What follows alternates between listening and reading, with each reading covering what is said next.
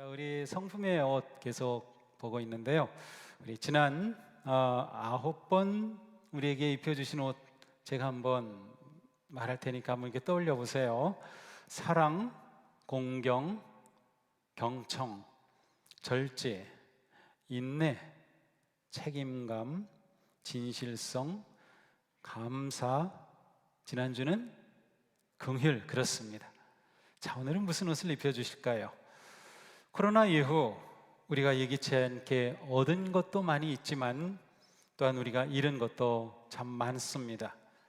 마음껏 찬양하며 춤추며 외치며 드리는 이러한 대면 예배의 감동, 소그룹의 교제와 만남, 쉼과 여행, 마스크 없이 시원하게 좀 숨을 쉬는 것, 여럿이 모여 함께 식사하고 이야기하는 즐거움, 여유로움, 반가운 악수와 꼭 안아주는 허그, 그리고 밝은 웃음소리.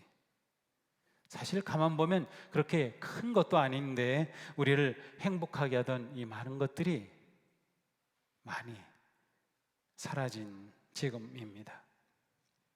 잠언에 이런 말씀이 있어요. 마음의 즐거움은 얼굴을 빛나게 하여도 마음의 근심은 심령을 상하게 하느니라. 자, 이 말씀을 보니까 우리의 마음은 얼굴에 그대로 드러난다는 것이에요. 그래서 마음이 즐거우면 얼굴이 밝아지고 웃음이 넘쳐납니다. 웃음은 하나님이 주신 특별한 선물입니다. 우리 집에서 아주 너무 예쁘게 키우는 강아지도 있고 고양이도 있는데 강아지, 고양이가 막 웃는 거 보셨어요? 못 보셨을 거예요. 뭐 웃는 사진이라고 이렇게 우리가 볼 때 꼭 웃는 모양으로 이렇게 올라온 건 있지만 아이고, 강아지, 고양이 웃을 줄 몰라요. 우리처럼 하하 호호 낄낄대며 웃을 줄 모릅니다. 웃음은 하나님이 우리에게 주신 특별한 선물이에요. 아이들은 하루에 400번 웃어요. 미국의 어른들은 하루에 15번 웃어요. 우리는 하루에 몇 번 웃는 것 같아요? 세 볼 수 있다면 많이 웃지 못하는 거죠. 근데 웃음은 우리에게 너무 좋습니다. 우리가 이렇게 웃으면 우리 몸에서는 카테콜라민이라는 것이 나온대요. 근데 이 효소가 막 활발하게 호르몬이 움직이기 시작하면 우리 몸에서 엔돌핀이 나오는 거예요. 엔돌핀 많이 들어봤죠? 우리의 면역력을 강화시켜주는 겁니다. 평소에는 이 카테콜라민이 40에서 50번 이렇게 움직인다고 하면 웃으면 200번 움직입니다. 자, 그런데 놀라운 사실은요, 우리가 신앙적으로 뜨겁고 열정적이며 그 영적인 기쁨에 막 성령의 충만함에 빠지면 6,000번을 돌아요. 그러면 우리 몸에서 엔돌핀이 갑자기 확 터져버려요. 의학적으로 고치지 못하는 병이 치유되기도 하고요. 놀라운 일이 일어난다는 거죠. 정말 웃음이 우리에게 이렇게 너무도 소중합니다. 우리가 한 번 웃을 때 나오는 엔돌핀을 인공적으로 만들려면 적어도 3천만 원이 든대요. 한 번 웃을 때. 그러니 한 번 웃을 때마다 3천만 원. 아이고, 벌써 1억이 넘었어요. 네, 많이 웃을수록 건강하고 사실은 하나님 주시는 선물을 누리는 것입니다. 웃음은 자신과 다른 사람을 위한 최고의 선물이 될 수 있습니다. 한번 옆 사람 보고 웃어보실래요? 네, 웃겨보실래요? 아이고, 보기만 해도 막 웃으시네. 우리 교회 성도님들은 정말 잘 웃어요. 네, 정말 잘 웃어요. 정말 좋아요. 예배 시간이 환하고 이렇게 예배실에 들어오시는 성도님들이 너무 웃는 모습이 좋습니다. 이렇게 웃으면 정말 우리 모든 것이 좋아지는 거예요. 정 웃지 못하는 사람이 있으면 간지럼이라도 태워서 웃기게 하면 똑같은 웃음의 효과가 나온다는 것이에요. 웃음은 우리 삶에 매우 중요합니다. 웃음은 우리가 가지고 있는 마음의 기쁨의 표현입니다. 기쁨이 없이 웃을 수 없고요, 웃는데 기쁘지 않을 수가 없는 것입니다. 우리가 이렇게 웃는다, 그것은 또한 우리가 어떤 존재인가라는 것을 그대로 드러내는 것이기도 합니다. 자, 오늘 하나님께서 우리에게 입혀주시는 10번째 옷은 바로 기쁨입니다. 기쁨. 이 성경에 기쁨이라고 하는 단어에는 즐겁다, 기분 좋게 즐기다, 행복하다, 풍요하다, 혹은 복되다, 이러한 의미가 담겨 있어요. 자, 우리 같이 읽어봅니다. 기쁨은 어떤 상황에서도 좋은 태도를 유지하여 마음이 밝고 얼굴이 빛나는 것, 이게 기쁨이에요. 자, 어떤 상황에서도입니다. 그리고 좋은 태도, 이것은 마음을 말해요. 좋은 마음의 태도를 아주 긍정적이고 건강하고 밝게 유지하여 마음이 밝고 얼굴이 빛나는 것이 기쁨입니다. 기쁨의 반대말은 자기연민이에요. 난 왜 이렇지? 자기가 너무 불쌍하게 자기를 그렇게 보는 마음이 바로 자기연민이죠. 자, 예수님은 오늘 본문에서 이렇게 말씀하셨어요. 내가 너희에게 이러한 말을 한 것은 내 기쁨이 너희 안에 있게 하고 또 너희의 기쁨이 넘치게 하려 함이라. 예수님은 우리에게 기쁨이 넘치기를 원하셔요. 그리고 우리의 삶에 기쁨이 넘치도록 우리를 위해 오신 분이셔요. 그러니까 그리스도인의 삶의 특징은 기쁨이다, 이렇게 말할 수 있습니다. 자, 이 기쁨은 어디서 올까요? 우리가 기뻐하는 그 근원은 무엇일까요? 무엇보다 기쁨의 가장 큰 원천은 사랑의 관계입니다. 자, 사랑의 관계, 가장 먼저 하나님과의 관계죠. 그렇습니다. 하나님과의 사랑의 관계가 기쁨의 원천이에요. 예수님은 말씀하셨습니다. 너희 이름이 하늘에 기록된 것으로 기뻐하라. 하나님의 사랑과 은혜로 우리는 예수 그리스도 안에서 구원을 얻었습니다. 우리가 예수 그리스도 안에 구원을 얻었다, 이것은 곧 영원한 생명을 누리는 천국 백성이 되었다는 것이에요. 우리는 죽어서 천국 가는 것이 아니라 이미 이곳에서 천국을 누리며 살도록 하나님의 큰 사랑을 받았어요. 바로 그것이 우리의 이름이 하늘에 기록된 것이에요. 그것이 바로 기쁨의 근원이라는 말씀이죠. 하나님과 맺은 이 사랑의 언약이 우리에게는 기쁨의 근원입니다. 느헤미야는 이렇게 고백하죠. 여호와로 인하여 기뻐하는 것이 너희의 힘이니라. 하나님으로 인하여 기뻐하는 것, 하나님이 기쁨의 이유, 기쁨의 근원이 되시는 거예요. 우리가 하나님의 사랑을 벗어난다면, 하나님과의 언약의 관계가 깨지고 멀어진다면 우리에게서 기쁨은 사라집니다. 다윗은 하나님의 사랑 안에 있을 때 너무 행복했어요. 그런데 자기가 지은 죄가 드러나고 죄가 하나님 앞에 밝혀지고, 그리고 그가 하나님과 멀어진 그 순간 깨달은 것은 내게 기쁨이 없다는 것이었어요. 그래서 다윗은 하나님께 회개의 기도를 이렇게 합니다. 주의 구원의 기쁨을 내게 회복시켜 주시고 자원하는 심령을 주사 나를 붙드소서. 주님, 저에게 기쁨을 회복시켜 주세요. 이것이 다윗의 회개 기도입니다. 저의 죄를 사하시고, 그래서 다시 하나님과 사랑의 관계가 깊어지고 기쁨이 회복되게 해주세요 라는 거죠. 자, 사랑의 관계는 하나님과의 관계뿐만 아니라 사람과의 관계도 마찬가지입니다. 사랑의 인간관계가 또한 우리에게 기쁨의 원천입니다. 가족과 친구, 동료와 이웃, 사람과의 관계, 그 관계가 신실하고 사랑과 정으로 맺어질 때 우리에게 기쁨이 넘쳐요. 언제 기쁜가 보세요. 좋아하는 사람을 만났을 때, 사랑하는 사람과 함께 있을 때, 가족과 함께 있을 때, 우리 어린 아이들을 보면 아빠가 직장 갔다가 오면은 막 나가지고 아빠하고 막 얼마나 껴안고 좋아해요. 아이들은 순수하기 때문에 인간이 가지고 있는 그런 가장 본질적인 그대로 드러내는 거예요. 이런 기쁨이에요. 바로 사랑의 관계죠. 우리의 관계가 신뢰와 사랑으로 세워진다면 우리 안에 기쁨이 넘치게 되어 있어요.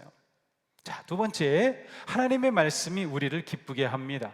하나님의 말씀은 진리이기 때문이에요. 진리의 말씀이 우리를 기쁘게 하는 거예요. 시편에 이렇게 말씀합니다. 여호와의 교훈은 올바르며 진리이며 사람들의 마음에 기쁨을 줍니다. 하나님의 말씀이 기쁨이라는 거예요. 예수님은 하나님의 말씀을 지키고 순종할 때 오는 기쁨을 우리에게 일깨워 주셔요. 오늘 본문입니다. 함께 읽어볼까요? 나의 사랑 안에 거하라. 내가 아버지의 계명을 지켜 그의 사랑 안에 거하는 것 같이 너희도 내 계명을 지키면 내 사랑 안에 거하리라. 내가 이것을 너희에게 이르면 내 기쁨이 너희 안에 있어 너희 기쁨을 충만하게 하리 함이라. 아멘. 자, 여기 뭐라고 말씀하셔요? 아버지의 계명을 하나님께서 예수님이 지키셨어요. 그래, 기쁨이 넘치신 예수님이 너희도 내 계명을 지킴으로 기쁨을 넘치게 하기 원한다. 내 기쁨을 너에게 주려는 거야. 너희가 기쁨이 넘치기를 원해. 이것이 주님의 말씀이에요. 주님의 계명, 교훈, 말씀, 토라, 진리의 말씀이 우리를 기쁘게 한다는 거예요. 예레미야는 이렇게 말씀합니다. 만군의 주 하나님, 주님께서 저에게 말씀을 주셨을 때 저는 말씀을 받아 먹었습니다. 주님의 말씀은 저에게 기쁨이 되었고 제 마음에 즐거움이 되었습니다. 주님의 말씀이 내게 기쁨이고 즐거움입니다 라고 예레미야가 고백하고 있어요. 요즘도 매일 제가 말씀 묵상을 올리고 있는데 유튜브에 또 밴들이 올리고 있어요. 근데 거기에 좋아요 누르신 분도 있고 뭐 엄지 누르신 분도 있고 많은 것들이 올라와요. 근데 그 중에 또 댓글을 다시는 분들도 계셔요. 제가 그 댓글을 매일 읽어봐요. 왜냐하면 제가 그 댓글을 읽으면서 제가 은혜를 받거든요. 제가 기쁨을 얻어요. 근데 제가 그러한 것을 느꼈어요. 거기에 댓글을 다신 분들을 보면 말씀이 주는 기쁨을 아는 분들이에요. 매일 말씀을 대할 때마다 그 말씀이 너무 기쁜 거예요. 물론 때로는 그 말씀 앞에 회개하기도 하고 자신의 잘못을 고백하기도 하고요, 제가 이렇게 잘못했습니다 결단하기도 하고 막 그래요. 그런데 그 모든 것이 다 말씀이 주는 기쁨을 표현하는 거예요. 그래서 제가 그것을 보면서 용기를 얻어요. 그래, 내가 이거 계속해야지. 앞으로 5년은 계속할 거야. 왜 5년이냐면 앞으로 5년 하면은 성경 66권 전체를 제가 하게 돼요. 이게 목사님들이 가지고 있는 보통 로망 가운데 하나가 뭐냐면 모든 성경 말씀을 설교하는 거예요. 한 번에 그렇게 해보고 싶어. 그런 마음 누구나 다 있어요. 근데 제가 모든 성경 말씀을 다 설교하지는 못했잖아요. 근데 성경 66권 전부 다 이렇게 말씀 묵상을 할 수 있다. 이게 너무 저에게는 큰 도전이 되고 기쁨인 거예요. 말씀이 기쁩니다. 자, 세 번째, 진실한 소통이 우리를 기쁘게 합니다. 우리의 삶은 모두 소통을 통하여 이루어집니다. 부부 사이에, 가족 간에, 직장에서, 학교에서, 우리 성도들 간에 사역을 하면서 소그룹, 속회 모든 곳에서 서로 마음이 통할 때 우리는 기쁨을 느낍니다. 그러나 마음이 통하지 않고 단절되면 무엇이 와요? 고통이 옵니다. 마음이 통하지 않으면 마음이 고통을 느껴요. 통하면 기쁨이 옵니다. 그러니까 우리가 기쁠 때 언제예요? 서로 마음이 통할 때, 서로 소통이 잘 될 때, 말이 서로 잘 될 때, 서로를 이해해주고 받아주고 할 때 우리에게는 기쁨이 넘쳐납니다. 그래서 말이 중요합니다. 성경은 이렇게 말씀하죠. 죽고 사는 것이 혀의 힘에 달려나니 혀를 잘 쓰는 사람은 혀의 열매를 먹으리라. 혀를 잘 쓰면 무슨 열매를 먹어요? 기쁨의 열매, 감사의 열매, 믿음의 열매, 행복의 열매를 먹는다는 것입니다. 현명하고 유익한 말의 언어의 소통, 그래서 우리의 마음이 서로 통하게 될 때 우리는 기쁨을 누려요. 잠언 15장의 말씀입니다. 사람은 그의 대답으로 말미암아 기쁨을 얻나니 때에 맞는 말이 얼마나 아름다운고. 정말 그 말이 아름다울 때, 그 말이 신실할 때, 그 말이 정직할 때, 그 말이 따뜻할 때, 그 말이 격려할 때, 그 말이 축복일 때, 그 말이 사랑일 때, 그 말이 우리에게 기쁨을 가져와요. 소통이 되는 겁니다. 성도는 항상 지혜롭게 말하고 슬기로운 입술로 진실하게 마음을 통하는 삶을 살아야 한다. 바로 여기에 기쁨이 있어요. 네 번째로 믿음의 확신이 우리를 기쁘게 합니다. 믿음의 확신이 어떻게 우리를 기쁘게 할까요? 자, 우리가 기뻐하는 것은 우리를 향한 하나님의 뜻입니다. 우리 데살로니가전서 5장의 말씀 함께 읽겠어요. 항상 기뻐하십시오. 끊임없이 기도하십시오. 모든 일에 감사하십시오. 이것이 그리스도 예수 안에서 여러분에게 바라시는 하나님의 뜻입니다. 얼마나 고맙습니까? 하나님이 우리를 보시면서 우리에게 뭐를 바라고 계셔요? 우리가 항상 기뻐할 것을 하나님은 바라고 계셔요. 그 하나님의 뜻이라는 겁니다. 그러나 우리가 살아가면서 많은 어려움과 역경, 시련, 환난을 만납니다. 그래도 기뻐해야 할까요? 대답하기가 좀 그렇죠. 그때는 어떻게 기뻐하겠어요? 근데 하나님은 우리가 항상 기뻐하라고 하시죠. 항상은 좋을 때, 나쁠 때, 즐거울 때, 슬플 때 모든 상황이에요. 항상 기뻐하는 게 과연 가능할까? 자, 예수님이 말씀하셨어요. 함께 읽어봅니다. 나로 말미암아 너희를 욕하고 박해하고 거짓으로 너희를 거슬러 모든 악한 말을 할 때에는 너희에게 복이 있나니 기뻐하고 즐거워하라. 하늘에서 너희의 상이 큼이라. 자, 언제 기뻐하고 즐거워해요? 너희를 욕하고 박해하고 너희에게 고통을 주고 너희를 힘들게 해? 그럼 너희 기뻐하라. 이렇게 말씀하셔요. 왜? 하늘에서 너희 상이 크기 때문에. 우리에게 무슨 믿음이 필요해요? 믿음의 삶을 살기 위해 박해를 받는다면, 믿음의 삶을 살려고 하다 고난을 당한다면 기뻐해야 한다. 내가 받을 상이 있다는 거예요. 내가 받을 상을 믿으면 기뻐하는 거예요. 믿음의 확신이 중요합니다. 야고보 사도는 이렇게 말씀하죠. 나의 형제자매 여러분, 여러 가지 시험에 빠질 때 그것을 더할 나위 없는 기쁨으로 생각하십시오. 여러분은 믿음의 시련이 인내를 낳는 것을 알고 있습니다. 시험에 빠질 때, 시련에 빠질 때 그것을 그냥도 아니고 더할 나위 없는 기쁨으로 여기라. 왜 그렇습니까?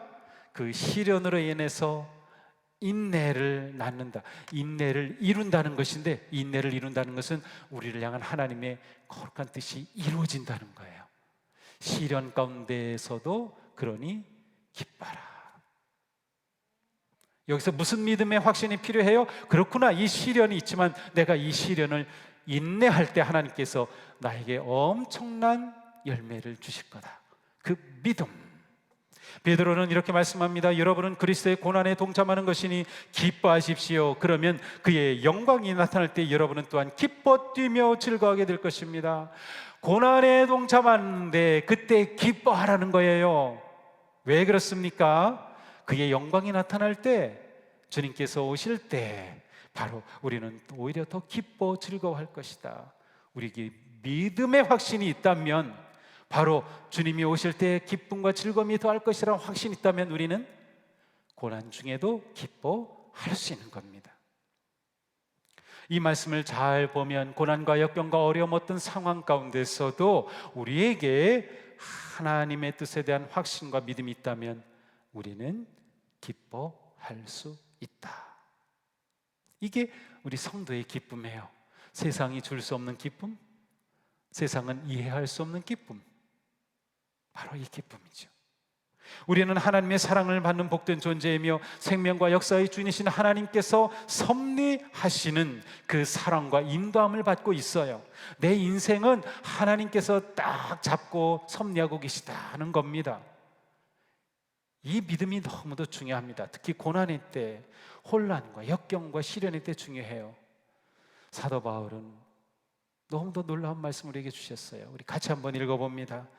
하나님을 사랑하는 사람들, 곧 하나님의 뜻대로 부르심을 받은 사람들에게는 모든 일이 서로 협력해서 선을 이룬다는 것을 우리는 압니다. 우리는 확신하노라 이렇게 돼 있어요. 우리는 압니다. 강조돼 있어요. 무엇이에요? 모든 일이 서로 협력하여 선을 이룬다. 모든 일, 그렇습니다. 역경과 시련과 환난, 실패, 고통, 아픔 모든 것들이 협력하여 선을 이룬다. 우리에게 이 확신이 있다면 우리가 기뻐할 수 있는 겁니다. 저는 이 말씀을 보면서 제 삶을 이렇게 돌아봤어요. 제 삶 가운데 어려움도 있었고 실패도 있었고 낙담할 때도 있었고 고통 가운데 처한 적도 있었어요. 저의 개인의 문제로, 자녀의 문제로, 가정의 문제로, 또 성도들의 문제로 인해서. 그런데 그 모든 것들이 지금 보니까 1년 전, 2년 전, 3년 전, 10년 전 그 모든 것들이 지금 보니까 모든 것들이 다 하나님께서 선을 이루어 오셨어요. 그러니까 지금 제가 어떤 후회가 들겠어요? 그때 그냥 고통스러워만 하지 말고, 원망만 하지 말고, 힘들어만 하지 말고 기뻐할 걸.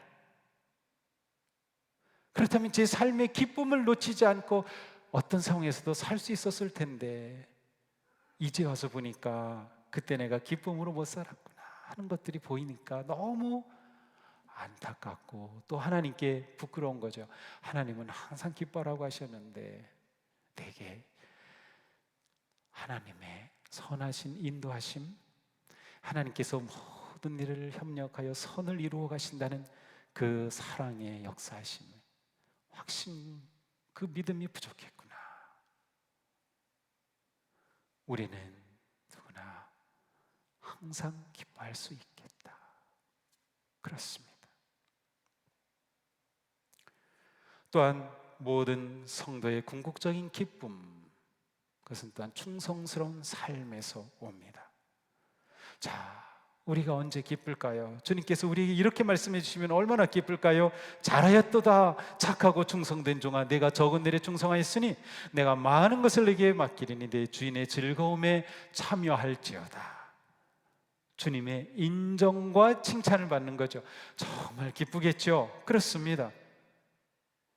우리의 삶이 인정을 받는 겁니다. 충성스러운 삶이 우리에게 기쁨이 됩니다. 충성스러운 삶. 무엇이 충성스러운 삶인가요? 우리의 가정에서, 직장에서, 사업처에서 우리가 살아가는 그 삶의 자리에서 하나님의 사랑과 섬김의 마음으로 살아가는 것이에요. 또한 우리가 교회에 어떤 일을 하든 사역을 하든 무엇을 하든 감사와 기쁨으로 섬김의 일을 하는 것이에요. 우리에게 신앙이 있기 때문에 충성스러움이라는 표현을 쓰지만 그냥 일반적으로 말하면 일할 때 기쁜 거예요. 일할 때. 제 친구 중에는 벌써 은퇴한 친구들이 있어요. 그런데 목사인 저를 부러워해요. 왜? 고맙게도 저는 70세까지 일할 수 있어요. 70이 되어야 은퇴를 하니까 아이고 너무 감사하죠. 네. 근데 직장에서는 벌써 55살, 60 되면 은퇴하잖아요. 그런데 돈을 많이 벌고 뭐 그래서 일 없는 게 문제가 아니라 일하는 것 자체가 행복이라는 것을 은퇴한 사람들은 알아요. 일 자체가 행복인 거예요. 그러니까 우리가 하나님 안에서 충성스럽게 살아가는 그 삶 자체가 기쁨이 된다는 거예요. 충성스러운 삶. 그 충성스러운 삶의 핵심은 섬김의 삶입니다. 섬기는 거예요.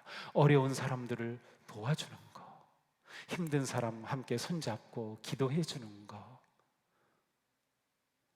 슬퍼하는 사람에게 위로와 용기를 주는 거, 우리 교회 어린아이들, 그 조그만 아이들에게 카페에 가가지고 과자 하나 사주는 거, 다 섬김. 그때의 기쁨이 저절로 오게 돼 있어요. 섬김 기쁨이에요. 우리가 누군가에게 줄 때 기쁘지 않나요? 오늘 들어오시면서 헌금할 때 기쁘지 않던가요? 헌금 시간이 저는 너무 사실 기뻐요. 감사해요. 먹여주시고 입혀주시고 헌금하면서 너무 기쁨을 느껴요. 정말로. 제가 그거는 아프리카에서 사실 배운 거거든요. 탄자니아에 갔을 때 그 가난한 성도들이 예배 드리는데 제일 기뻐하고 춤추는 시간이 헌금 시간. 야, 저런 신앙이 있구나. 그건 정말로 스스로 그렇게 느끼는 거예요. 누가 시킨 것도 아니에요. 헌금 시간이 되면 밖에서 예배 드린 어린아이가 다 들어와요. 교회 학교 아이들까지. 그래서 걸을 수 있는 아이부터 헌금하기 시작해요. 헌금이래야 동전 하나 우리 돈으로 50원도 안 되는 거예요. 10원 되는 거. 그런데 그 시간이 축제예요. 얼마나. 야, 드림이 기쁩니다. 드림이 기쁩니다. 우리 성도님들 다 느끼고 있잖아요. 그런 거예요. 우리는 주님과 다른 사람을 섬길 때 기쁘다. 제가 토요일에 어쩌다가 우리 여선교회 회원들이 청소하는 걸 볼 때 있어요. 저 비전월도 청소하고 미러클 센터도 여기도 청소하시고 뭐 또 여러분이 맡은 사역 공간도 청소하시고 그러는데 놀랍게도 그분들이 100% 얼굴이 너무 밝아요. 환해요. 인상 쓰고 걸레질하는 분 하나도 없어요. 막 웃어요. 그리고 또 모여가지고 같이 교제 나누면서 막 행복하게 이야기하는데 나도 거기 들어가고 싶은 마음이 확 생기는 거예요. 저 자리 나도 가고 싶은데 제가 가면 또 부담스러워 하시니까 또 껴주지도 않고 그래서 네, 섬길 때 사역할 때 기쁜 겁니다. 사역할 때 기쁜 거예요. 세상에서 일할 때 기쁜 거하고 똑같아요. 자, 그러면 우리가 이러한 기쁨의 삶, 하나님은 우리가 항상 기뻐하기를 원하시고 예수님은 우리 안에 기쁨이 넘치기를 기대하신다면 우리가 어떻게 이러한 기쁨의 삶을 계속 살아갈 수 있을까? 가장 중요한 거 주님 안에 거하는 것입니다. 왜 그럴까요? 그렇습니다. 주님과 우리와 사랑의 관계가 기쁨의 원천이기 때문에 주님 안에 거하는 것입니다. 주님을 우리 삶에 모시면 기쁨이 넘쳐나요. 사도 바울은 고백하죠. 주 안에서 항상 기뻐하십시오. 주 안에서 기뻐하십시오. 주 안에 있으면 기쁨이 저절로 나옵니다. 우리가 천국 기쁨을 누리려면 바로 주님 안에 거하는 것이 최선의 길입니다. 오늘 본문 다시 봅니다. 나의 사랑 안에 거하라. 내가 아버지의 계명을 지켜 그 사랑 안에 거하는 것 같이 너희도 내 계명을 지키면 내 사랑 안에 거하리라. 그렇습니다. 나의 사랑 안에 거하라. 주님 안에 거하라는 것이에요. 그리고 계명을 지키면 내 기쁨이 너희 기쁨이 된다는 거예요. 다윗은 노래합니다. 주님을 모시고 사는 삶에 기쁨이 넘칩니다. 주님께서 내 오른쪽에 계시니 이 큰 즐거움이 영원토록 이어질 것입니다. 주님을 모시고서는 삶의 기쁨이 넘칩니다. 이걸 알고 경험한 다윗의 고백입니다. 우리에게 주님이 기쁨의 원천입니다. 세상이 줄 수 없는 기쁨입니다. 바로 이 기쁨 우리는 주님 안에서 누리는 것이죠. 자, 다음으로 우리는 주님을 예배함으로 계속 기쁨을 누릴 수 있습니다. 우리를 사랑하시고 은혜를 베푸시고 인도하시는 하나님에 대한 우리의 최고의 응답은 하나님을 사랑하는 것이고 그 사랑의 최고의 표현이 예배입니다. 하나님을 높이고 감사하고 찬양하고 기도하는 것이죠. 우리를 위하여 행하신 놀라운 구속의 은혜를 감사하고 찬양하는 그 심령에 기쁨이 흘러 넘칩니다. 에베소서에 말씀하죠. 시와 찬미와 신령한 노래로 서로 화답하며 여러분의 가슴으로 주님께 노래하며 찬송하십시오. 바로 기쁨이 여기에서 옵니다. 찬양하면서 마음이 슬퍼지는 사람 불가능합니다. 오히려 슬플 때 억지로라도 찬양하면 마음이 밝아집니다. 주님을 찬양하고 예배하는 것이에요. 코로나 어려움 중에도 끝까지 예배를 지키는 성도님들은 기쁨을 놓치지 않을 겁니다. 지금까지 우리가 잘 지켜온 것처럼 끝까지 지켜야 합니다. 주님을 찬양하는 삶이 우리를 기쁨으로 이끌기 때문이죠. 자, 세 번째, 주님께 감사하는 것입니다. 아까 우리가 봤죠? 항상 기뻐하라, 쉬지 말고 기도하라, 모든 일에 감사하는 것이 하나님의 뜻이라고 했어요. 기쁨, 기도, 감사 3종 세트입니다. 이것은 함께 움직여요. 기쁨이 있으면 감사가 있고, 감사가 있으면 기쁨이 있고, 그 삶에 기도가 있는 것이죠. 감사할 줄 모르는 마음에 기쁨이 깃들 수 없습니다. 항상 불평하고 비평하고 원망하는 마음에 기쁨이 깃들 자리가 없는 것이죠. 우리가 어떤 어려움과 고난이라도 하나님께서 그 길을 인도하시고 협력하여 선을 이루어 가신다는 마음이, 확신이 있다고 하면 우리는 주님께 감사함으로 기쁨을 이어갈 수 있어요. 감사는 마음에서 시작이 되죠. 입으로 고백이 될 수 있죠. 행동으로 표현이 될 수 있어요. 감사는 우리가 반응할 수 있는 가장 긍정적인 마음과 태도입니다. 상황이 내 마음을 결정하게 하지 않고 내 마음이 상황을 결정하게 하는 것, 가장 중요한 게 감사입니다. 자, 이러한 기쁨의 삶, 놀라운 것은 기쁨이 전염된다고 하는 사실입니다. 기쁨에는 전염성이 있어요. 제가 설교할 때 얼굴을 찡그리고 굳은 얼굴로 설교하면 여러분의 마음에도 그게 그대로 갑니다. 제가 웃으면서 설교하면 여러분의 마음에도 그게 전달됩니다. 다른 분들이, 제 친구들이 제 설교에 대해 평가하는 첫 번째가 뭔지 아세요? 야, 학선이는 설교할 때 얼굴이 밝아, 웃으며 설교해. 그게 제 설교에 대한 가장 최고의 평가입니다. 저는 설교할 때 최소한 밝은 얼굴로 하려고 합니다. 한번 제가 설교한 거 다 영상 뒤져보세요. 제 얼굴이 밝게 설교를 하려고 합니다. 왜냐? 전염되는 것을 제가 알기 때문에 그래요. 제가 밝아야 성도님들도 예배 오셔서 밝게 되거든요. 기쁨이 넘치기 때문이죠. 그렇습니다. 기쁨은 우리에게 이렇게 전염력이 있어서 서로에게 기쁨, 건강, 행복감을 넘치게 해줍니다. 주님은 기쁨을 우리에게 나누어 주셨어요. 자, 오늘 말씀인데 다른 번역본으로 보니까 이렇게 되어 있어요. 내가 이 말을 한 것은 내 기쁨을 같이 나누어 너희 마음에 기쁨이 넘치게 하려는 것이다. 예수님도 기쁨을 우리에게 전염시켜 주시는 거예요. 주님의 기쁨이 너무 놀라워서 그것을 나누어 주셔서 우리의 기쁨이 넘치게 하려 하신다는 말씀입니다. 성경에 마음의 즐거움은 양약이라는 말씀이 있는 것처럼 우리의 기쁨은 우리를 영적으로, 신체적으로, 정서적으로 건강하게 해줍니다. 코로나 감염이 이 세상을 온통 고통과 위기로 몰아갔습니다. 계속 감염되고 있죠. 변이 바이러스가 또 생겨서 계속 우리를 힘들게 했죠. 그러나 오늘 우리는 코로나보다 더 강력한 좋은 바이러스를 받았어요.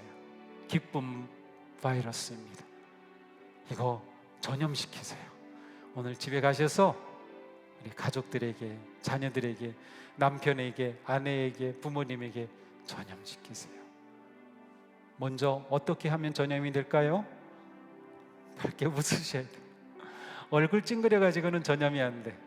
웃으셔야 돼요. 밝게 웃으시면서 어쩜 너 이렇게 예쁘니? 너 때문에 너무 행복하단다.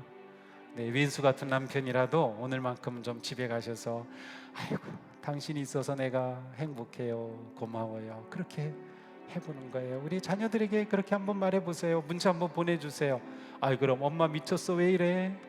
아니야, 오늘 목사님이 이렇게 하라고 그래서 했는데 이렇게 하니까 정말 기쁜 걸, 그렇게 하시는 거예요.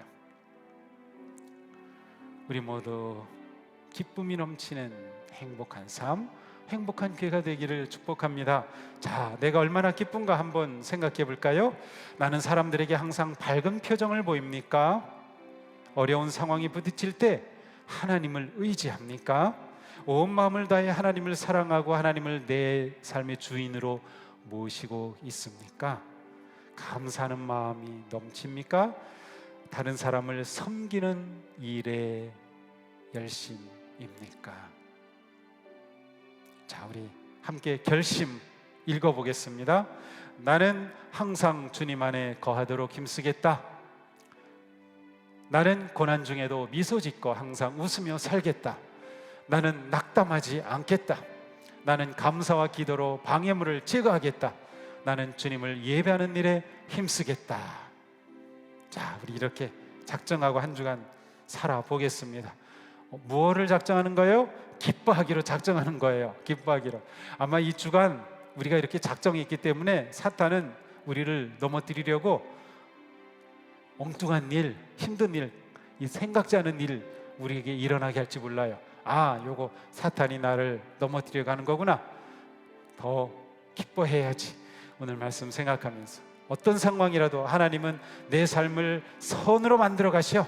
나는 두려워할 거 없어 하는 마음가짐으로 기쁨의 삶 승리하기를 축복합니다. 기도합시다.